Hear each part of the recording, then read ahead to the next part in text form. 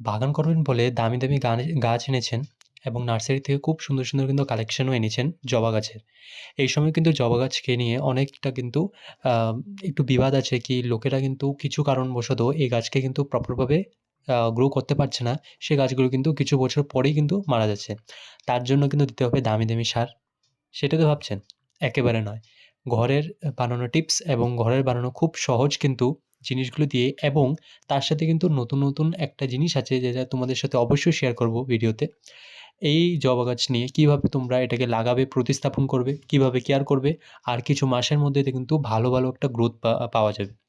অবশ্যই কিন্তু মাথায় রাখতে হবে জবা গাছে কিন্তু ভালো একটা গ্রোথ বা ভালো একটা ফুল নেওয়ার জন্যে তোমাদের কিন্তু অবশ্যই অপেক্ষা করতে হবে। তার মধ্যে কিন্তু একটা ম্যাচুরিটি আসতে হবে গাছের মধ্যে।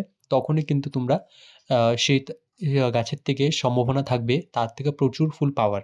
কিন্তু তোমরা যদি চাও ছোট গাছ বা একটু বড় হয়েছে গাছটা কিভাবে কেয়ার করবে সেটা নিয়ে কিন্তু একটা আমি ফুল ভিডিও অবশ্যই আপলোডিং করব। ধন্যবাদ।